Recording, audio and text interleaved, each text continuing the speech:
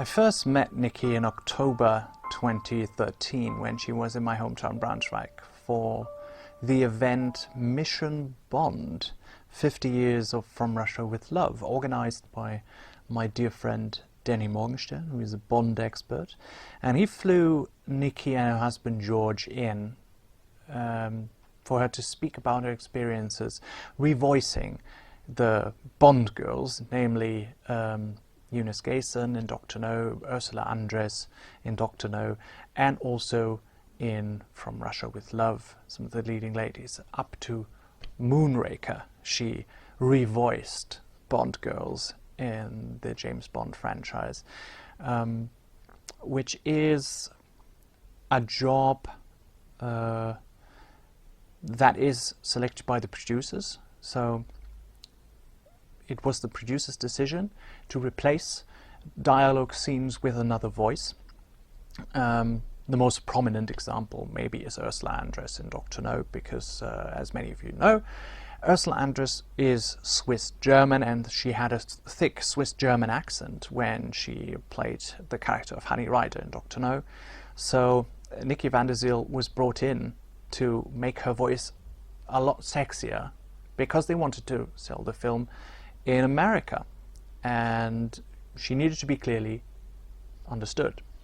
She also sang the song Underneath a Mango Tree, not Diane Coupland, as it is often reported on the internet and on the soundtrack. So she spoke about that during the event, and I found it fascinating, all these insights that she had to tell.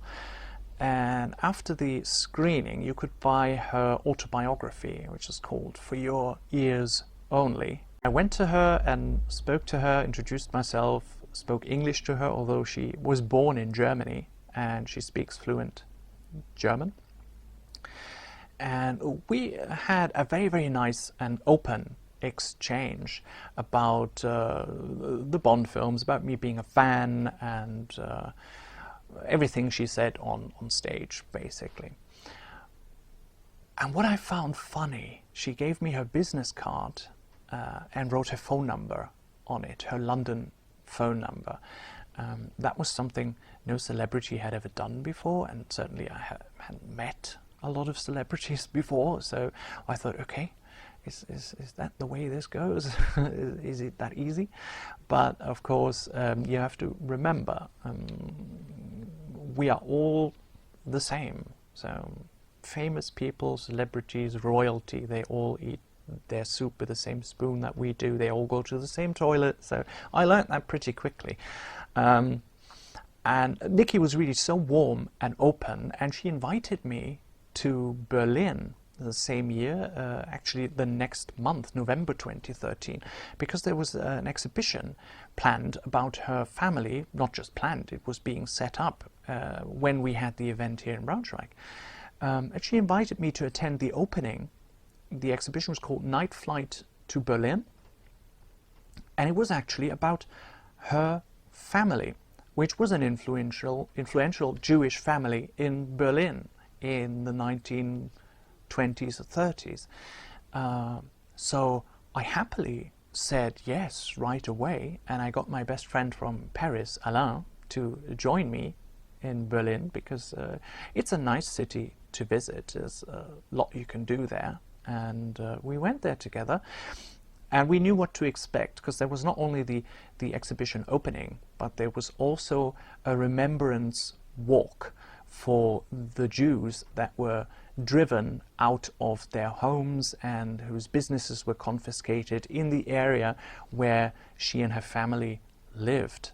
It was the Pankow district of Berlin, and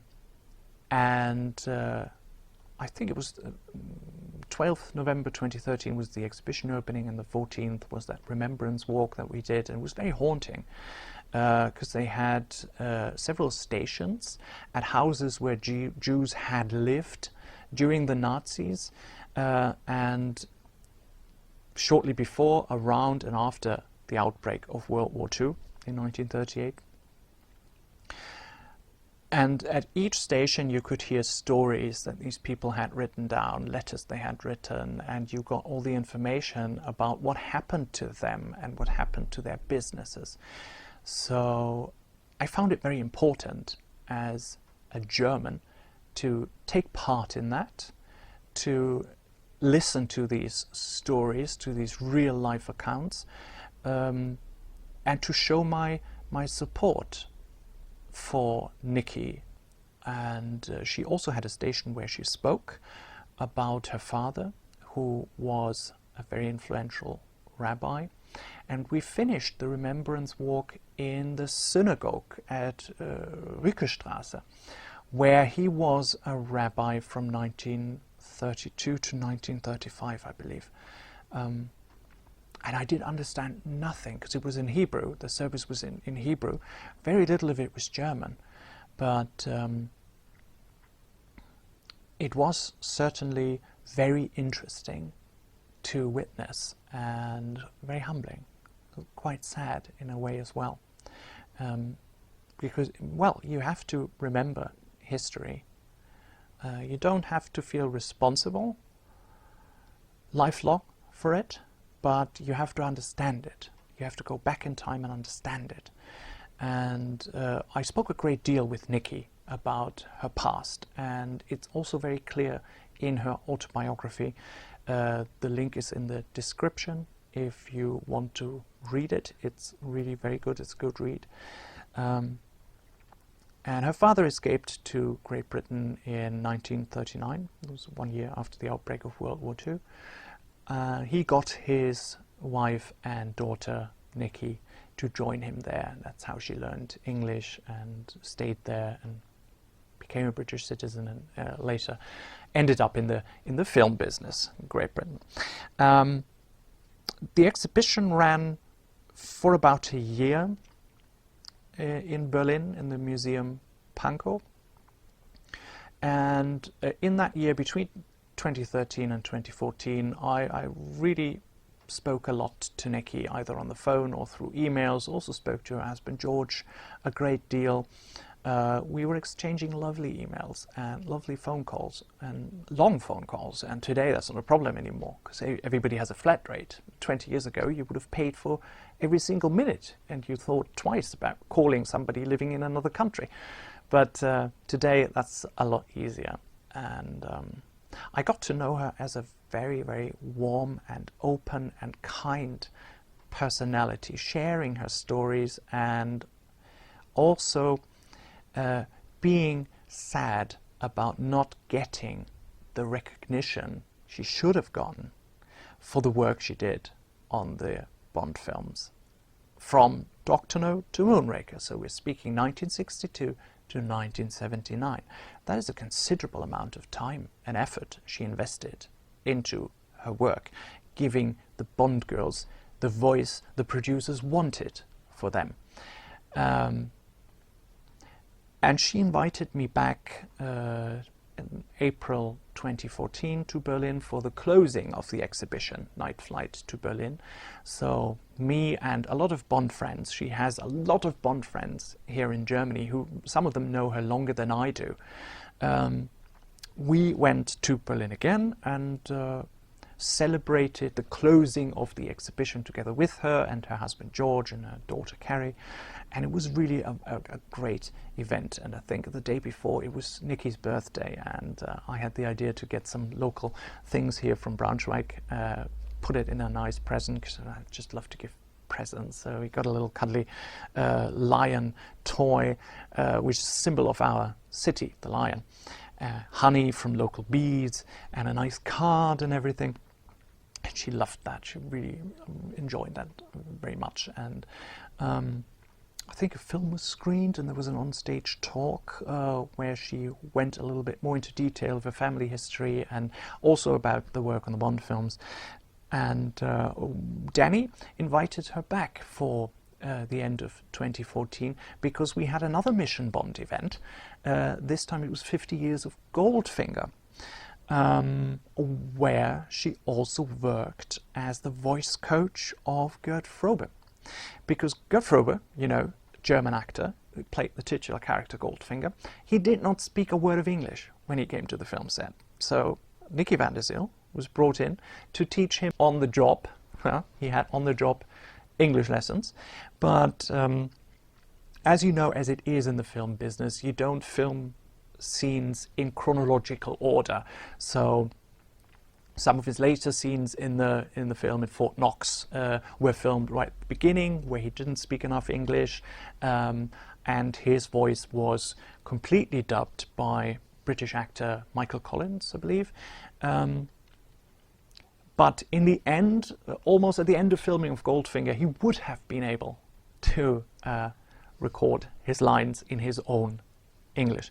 But Michael Collins came so close to mimicking Gert Frobe's actual voice that in there you see the quality of voiceover and revoicing work. Also what Nikki did. I mean, some of the girls, if I tell you that some dialogue of Jane Seymour in Live and Let Die is Nikki van der Zyl's voice, well, you wouldn't believe me, would you? But it actually is. So she should have gotten more recognition for her contribution, for her really long contribution to the Bond film series. And I can understand that you, as an actor, as a professional, that you're a bit bitter about that. I can absolutely understand that, and it was often a topic when we were on the phone. There were a lot of minor things that she did not like and that she had a problem with. And she also quite openly said she'd never gone to a Bond premiere because she never got the recognition she deserved. It's quite drastic, but well, as I said, I can understand it. I can understand it if you're not recognized for work that you do. In the same year, 2014, the new James Bond Club Germany was founded in Frankfurt, and I was one of the founding members. And I brought her name forward as one of our honorary members, actually the very first honorary member of the club, and everybody agreed.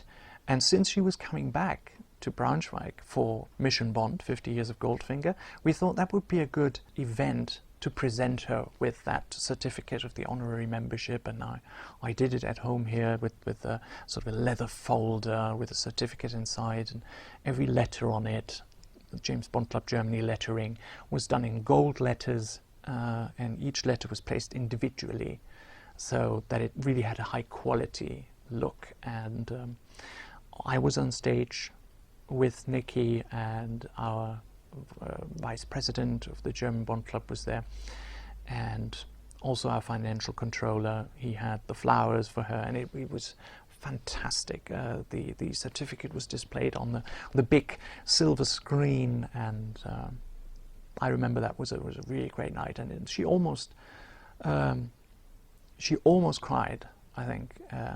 In the after party, when you were speaking about that, she was really so happy that she finally got a piece of recognition that she was looking for all these years. She had more fans in Germany than she had in Great Britain. And she's more known here than in Great Britain. And also in that year, 2014, I was actively filming scenes for my full feature documentary, A Bond for Life, How James Bond Changed My Life.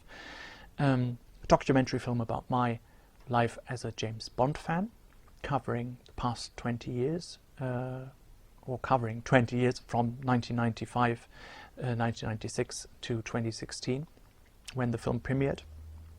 And I asked Nikki for an interview about her experiences on the Bond film set and about her work revoicing the Bond girls, and she kindly agreed. And it was fun because we did it at a little castle outside of Braunschweig. It's called Castle Richmond. Almost circular shape, and it was actually built for an English princess that lived here in Braunschweig and was married to one of the dukes here, because it was a duchy back in the day. And it had nice parks, gardens, and I had my camera positioned. And what I wanted, And what I asked Nikki to do was to recreate that famous scene between Ursula Andress and Sean Connery in the very first Bond film, Dr. No, when Honey Rider and James Bond meet each other at the beach in Jamaica. And we recreated that scene, including her singing the song Underneath the Mango Tree. And I was playing the part of Sean Connery. Not really good, but I did my best. And then it went over into the interview about her experiences. And that was a great moment, because I think I captured the essence of her work in that interview. And we had a great laugh, because we had some outtakes there that were just too funny, and the weather was nice, and it was really a great day. And it's a great interview in the film as well. I returned to Berlin in 2015 to meet Nikki for her birthday. And there we also made the plan for me to translate her autobiography into German. And she really welcomed that idea. And she trusted me with that. And I said I would do it for free, because I liked and loved her as a friend. And for friends, I am absolutely prepared to do this kind of thing. It took me a while to get through her autobiography, translating it into German and keeping all the essence of what she wrote down, that it reflects the same story in German. Some of it always gets lost, not lost in translation, but yeah. And we spoke a lot on the phone during my translation process, because I needed to ask this and that occasionally. And I think I handed the finished manuscript in end of 2018 or beginning of 2019, and it's still in review. And I'm a bit sad that she won't see publication now that she has passed away. But it's certainly, reading through that autobiography twice and reading paragraphs multiple times while translating gave me a great insight into Nikki's life and how she spent it. And she did so much. She was more than just the voice of the Bond girls. She was a barrister in London. She had high-profile cases, including one with the Red Army faction. So it's definitely a book worth reading, and we hope that we will have the German translation ready soon. So getting the news on Sunday morning that Nikki passed away made me really sad. I hadn't talked to her for, well, it was a good over a year, bit over a year, 1.5 years, I think. Certainly during the pandemic I have not spoken to her, but we had occasional email contact. The last phone call, I think, is a bit longer in the past. But sometimes it's just your paths cross with people that you admire and love and look up to in a very special way. And Nikki was certainly one of these people in your life. And I'm very glad that I had the honor of meeting her, and I'm very happy that I was always able to help her getting the point across that she did that work she did on the Bond films, and that at least a little recognition from us here in Germany was being paid to her, and she appreciated that very much. And yeah, I think she should be remembered for the warm and kind person she was, and for the work that she did on the Bond films. So next time you see Dr. No and you hear Ursula Andress's beautiful voice, just think about the people behind the scenes who make it happen. All of them. because they do a great job.